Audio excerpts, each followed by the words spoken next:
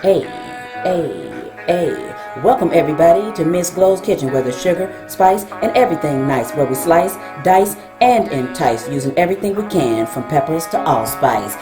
What's up, my people? Y'all know what time it is? See y'all in the kitchen.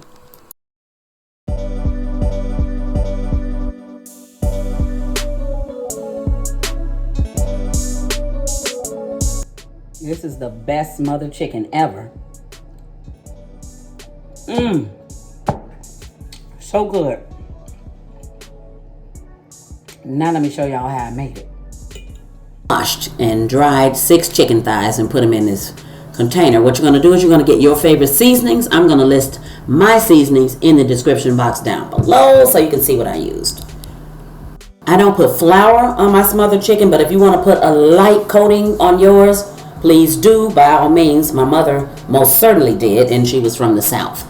Alright, so it's just a preference of mine. So after you get those seasoned, you want to get some oil hot, and we're going to get these cooked. Now mind you, depending on the seasonings that you put on here, your chicken may look a little dark when you get it out of there, but I used a sea salt infused with chili, so I mean, those are darker seasonings. If you use a smoked paprika, anything like that, you can expect then to have a darker skin or coating on the outside of your chicken for sure. Alright, so you want to get these done. So you want to get them as close to done as you like. You can do them halfway if you want. That's the way my mother did it.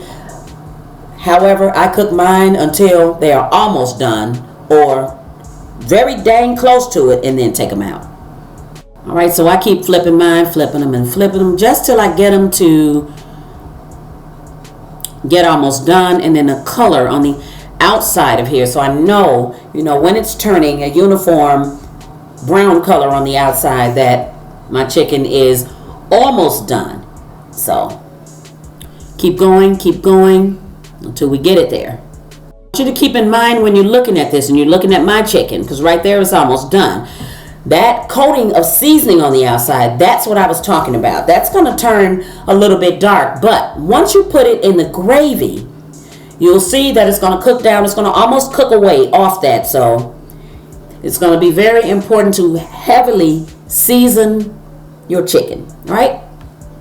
Now we're up to the part. The chicken is done. We're going to do the gravy. Now, if you've never made gravy before, then do pay close attention. I'm going to list the ingredients in the description box down below. If you haven't hit that like or that subscribe yet, hit that like, subscribe, and that bell for notifications. So we're going to do a combination of vegetable oil and butter. You can use all butter or all oil. Just use equal amounts of oil, use equal amounts of the oil and butter and the flour. So, for example, if you used a total of 6 tablespoons of your fat, whatever you're going to use right there, you make sure then that you use 6 tablespoons of flour. All right, I'm using all-purpose flour.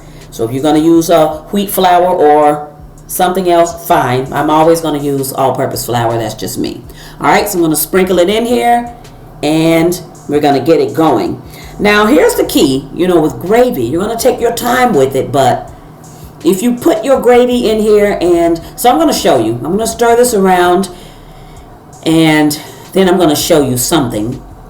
I've been pretty much making gravies. My mom taught me how, so it's been, quite a few years. Now, if your gravy, your mixture, your roux starts looking like this when you start, it looks a little bit dry right there, add another tablespoon of either butter or oil, because, and I'm going to show you in a moment, because right around the edges right there, that's what we want our roux to look like when it's cooking.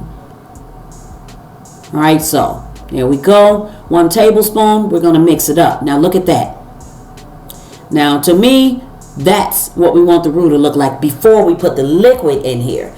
Now, at this point, you do want to keep stirring it. You do not want this to burn. If you burn this roux, you've got to start over again, because you're going to have a burned taste in your dish. So, no can do with that. But if you want to quickly pop some seasoning in here right here, you can do it. But you also got the option to wait until after we get some liquid into this gravy to put your seasonings in here. So I'm going to list everything that I used. I do promise you that.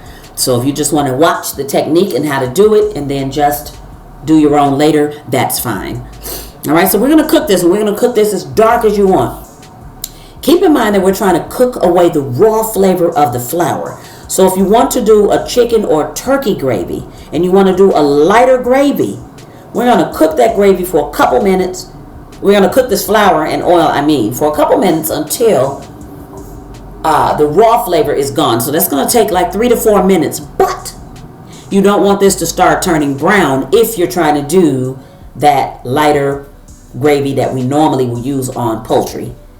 So of course the brown gravy we use on pork chops and steaks and things, and things like that. So, but however, I've decided to use a brown gravy on my chicken today. So, right, so you can see now the roux is turning brown. I'm gonna go all the way through this with you. I don't want to speed it up because if you haven't made gravy before, then it's very easy to jack this up.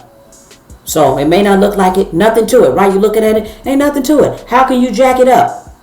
Trust me, when I tell you, baby, you can jack your gravy up, you can. All right, so now I'm gonna keep this going until it gets darker. Now, once it gets darker, we're gonna start adding our liquid. So now that's dark enough right there if you want to stop. But I'm going to do it a little bit darker, and let's jump ahead to putting the liquid in. All right, so I'm going to get a little steamy right here, but hopefully you can still see what I'm doing. I'm going to add a little bit, like a cup. So this is 4 cups total of chicken stock. If you want to use a beef stock or a vegetable stock, feel free, any stock. Matter of fact, my mother always used water, and her gravies were always very good. So, but if you use water, you're going to have to do a hell of a lot of extra seasoning, but you can do it. All right, so we pour that little bit in there. What we're going to do is we're going to whisk this. Now you can see little balls of flour in there. Trust me, we're going to whisk this until we get this absolutely smooth. And once we get this smooth, it's going to cook some more, and then it's going to thicken up. And when it thickens up, that's when we're going to add more liquid. So we're going to keep on doing that until we get to the amount of gravy that we're looking for. So in this case, when it's smothered chicken, you want to make enough gravy that it covers the chicken. All right, so now you see it bubbling up. Now look at the screen, and you can see that the gravy has once again turned thicker. I'm going to do this little trick again. We're going to put about another cup of stock in there. We're going to do the same exact thing. So in other words, we're going to keep doing this until, like I said, until you get enough gravy. But now you know how to make gravy. We just got to get to the seasoning part of it. So here we go. Onion powder, some garlic powder. So I'm going to put some other herbs in there too. I'm just going to make sure we get some flavor in here. So I'm not going to use black pepper. I decided to use white pepper. A little sazon, if you want to use sea salt instead of sazon, by all means. Yep, and so it just depends on the flavor profile you're looking for with the gravy. So if you're doing a gravy for steak or something like that, then that will change the seasonings that you decide to put in here. So just think about what I'm saying. You think about seasonings and flavor profiles, and you go from there. So not too bad, not too hard, and you're going to keep tasting it. You know what I'm saying?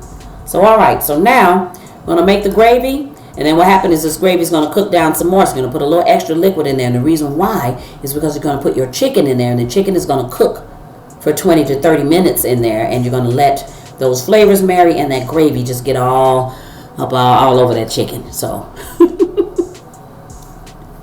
all right, let's jump ahead and get the chicken in. Not before I show you what the gravy looks like once you get your herbs and your seasonings in there, so you can see. All right, of course I'm going to add some more because I got chicken going down, and I want the gravy to cover the chicken. All right, so you get the gist of it. I don't want to waste your time. So what I'm going to do is I'm going to take that little bit of gravy. I'm going to put the chicken in there. And this is what you're going to do. You're going to cover the chicken with the gravy. And then you're going to cover your pot or your pan. You're going to cover that with a top. And then you're going to let your gravy and chicken marry. You're going to let it cook down until that chicken is really, really tender. And after you do that, here's what you're going to get.